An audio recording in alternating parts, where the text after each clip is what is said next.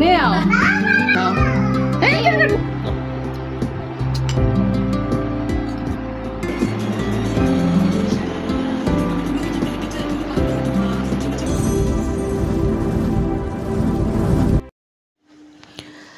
গরুর মাংস খেতে খেতে আসলে একেবারেই মুখটা মানে কি বলবো মানে জিহ্বাটা মনে হয় যেন সেদ্ধ হয়ে গেছে। ভালো মন্দ আসলে সবাই আমরা পছন্দ করি খেতে, কিন্তু অতিরিক্ত কোনো কিছু পোলাও মাংস রোস্ট এগুলো আসলেই ভালো না। তখন আসলে ইচ্ছা করে একটু ভর্তা ভাজি বা ডাল মাছ নর্মাল খাবার খেতে। তো সেটাই আজকে আমি করব। মানে মাংস এই 3 দিন ধরে খেতে খেতে না একেবারেই মুখটা কেমন যেন হয়ে যাচ্ছিল। আসসালামু আলাইকুম এইচডি ফ্যামিলি, সবাই কেমন আছেন? আশা করছি সবাই অনেক ভালো আছেন। আলহামদুলিল্লাহ, আল্লাহর অশেষ রহমতে আমরা অনেক ভালো আছি। বরিশাল থেকে বলছি এইচডি ফ্যামিলি। তো শুরুতেই তো বললাম যে আজকে একটু ভর্তা ভাজি সবজি করব বেশি করে, আর সাথে থাকবে হচ্ছে আমার আম্মুর অসুস্থতা। কারণ আমার আম্মু হচ্ছে একটু অসুস্থ। সবাই আমার আম্মুকে একটু একটু করে আমি ভিডিওটা দেখাইছি, মানে একটু আশপাশ থেকে সবাই চেনেন।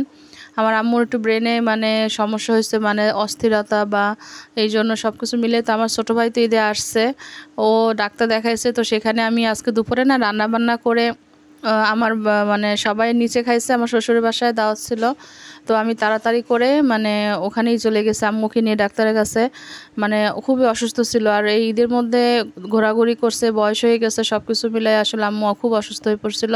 পরে তাড়াতাড়ি করে আমার ছোটো ভাই সিরিয়াল দিয়ে ডাক্তার দেখাইছে, ডাক্তার এমআরআই দিছিল। তো সেগুলো সব কিছুই বলবো, আর সাথে থাকতেছে যে আজকে সকালবেলা কি কি খেলাম। সকালবেলা হচ্ছে যে তার আগের দিন আবার হাফসার বাবা কি করছে, নান রুটি নিয়ে আসছে, যে তোমার সকালে রুটি বানাইতে হবে না, তুমি এই যে মাংস পায়া নলা সেটা রান্না করছিলাম, তো সেটা ছিল, সেটা দিয়ে আমরা সকালে ওইটাই খাইছি। তারপর ওদের জন্য একটু ভাত ভাইজে দিচ্ছে, যেটাকে বলে বাঙালিদের ফ্রাইড রাইস, মানে ভাত দিয়ে। তো সেটা খাইলাম, চা, ওদের জন্য চকলেট আনছিল, সেগুলো তো আপনাদের দেখাইলামই। হাফসাই রুম টুম গুছাইছে, তারপর আমি একটু রুম গুছাচ্ছি। ওরা এখন এই যে নিচে চলে গেছে, নিচে একটু কাজ চলতেছে, সবাই দাদুর বাসায় গেছে, আমি বাসায় একা। তো এই ফাঁকে আমি একটু হালকা হালকা করে টানাটানি করতেছিলাম সব কিছু। তো বন্ধুরা, কে কোথা থেকে আমার ভিডিওটা দেখতেছেন অবশ্যই কমেন্টস করে জানাবেন, আমাকে অবশ্যই লাইক দিয়ে দিবেন। আর আমার আম্মুর জন্য সবাই দোয়া করবেন। আম্মুর রিপোর্ট হচ্ছে আজকে দিবে, তো কি আসছে ইনশাল্লাহ আবার সেটা আপনারা আগামী ভিডিওতে পাবেন। এই তো আমি একটু জানলা টানলা খুলে দিচ্ছিলাম। তো ফ্রিজে গতকালকের মানে লাউয়ের ছোলা ছিল, সেই লাউয়ের ছোলাগুলো আজকে একটু মানে সেদ্ধ করে বাগার দিব। আর এই যে পেঁপে, মিষ্টি কুমড়া, তারপরে আরও কি কি সবজি যেন দিলাম, ভুলে গেছে আসলে। পেঁপে, হ্যাঁ, কাঁচা কলা ছিল, গাজর ছিল, এগুলো দিয়ে আজকে একটা সবজি করব। তো আর সাথে মাংস থাকবে না সেটা না। আর প্রচণ্ড গরম পড়ছে আমাদের বরিশালে, তো একেবারেই বৃষ্টি নাই। এই বৃষ্টিতে আসলে ছোট মানুষ আর যারা হচ্ছে একটু বয়স্ক তারা খুবই বেশি অসুস্থ হয়ে পড়ে। তো বাচ্চারা তো বলতে পারে না, এই জন্য ওরা পানি কম খায়, তারপরে ওয়াশরুমে কম যায়, সব কিছু মিলে আসলে ওদের শরীরটা খুব অসুস্থ হয়ে যায়। আর বয়স্কদেরও মানে শরীরের রোগ প্রতিরোধ ক্ষমতা কম থাকে, তখন তারাও পানি আসলে সেভাবে ঘুরে ঘুরে খেতে পারে না, আমরা যেমন একটু পরপর খাই।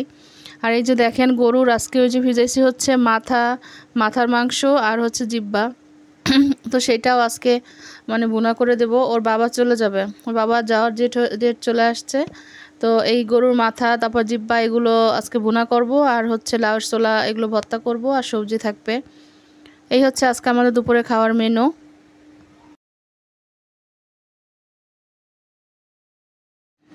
হাদিকা হামিম এখানে গান ছেড়ে নাচতেছে, আর আমার দেবরের মেয়েকে আবার হাফসা মেহেদি দিয়ে দিচ্ছে। মানে ওদের মেহেদি দেওয়া শেষ হয় না, এক মেহেদি ডিজাইনের উপর আর এক মেহেদি দেয়, এই হচ্ছে ওদের কাজ। আর ওরা এখানে মম ডটার একটা চ্যানেল আছে, সেখানে ছেড়ে যে হাদিকা এইটা খুব পছন্দ করে, মায়ের সাথে মেয়েটা নাচে। তো এই যে দেখেন, আর নাচের কোনো আকার ইঙ্গিত নাই, মানে নাচতেছে।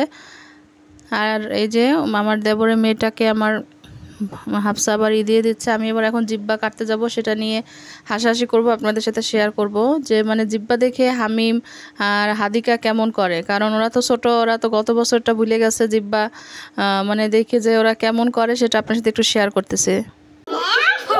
জিব্বা দাও, জিব্বা বার করো, হামিমের জিব্বা দেখে, তোমার জিব্বা দেখে এদিকে আসো, নাও হাদিকা গরুর জিব্বা নাও, হাফসা নে তুই জিব্বা বার কর, ধর হামিমের পাঠাই দে, হামিম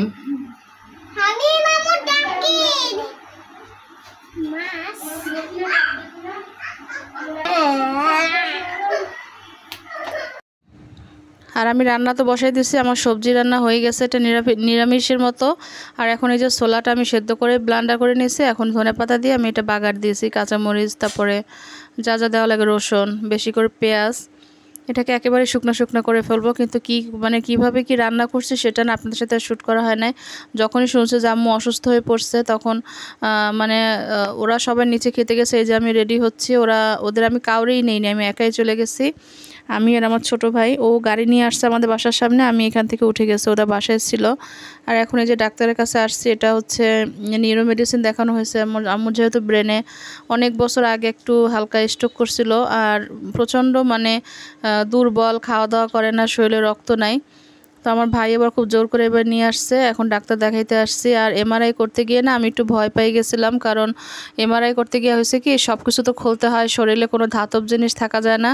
আর নাকফুলটাও খুলতে হয়েছে, সে নাকফুলটা অনেক বছর আগে নাকে পড়ছিল, তখন কি করছে প্লাস না কি বলো ওইটা দিয়ে আমি ধরছি, তখন ডাক্তার কেটে দিচ্ছে। ওই সময় আম্মু কান্না করে দিচ্ছে, অতিরিক্ত এমনিতেও তো ব্রেনে একটু প্রবলেম আছে, তার মধ্যে ওই যে তখন নাকফুলটা কাইটে দিচ্ছে, ওইটা কি করছে। আর একেবারে আধা ঘন্টা 30 মিনিট সময় লাগছে এখানে। এই সব কিছু মিলাই দেখেন আমার আম্মুর হাত একদম ফ্যাকাশে হয়ে গেছে, শরীরে কোনো রক্ত নাই। এখন এই যে বাসায় চলে যাব, এখন বাজে হচ্ছে সন্ধ্যা 6:30। রিপোর্ট হচ্ছে আজকে দিবে, তো সেটা তো আর আপনাদের বলতে পারবো না, ইনশাল্লাহ আগামী ব্লগে দেখাই দিব।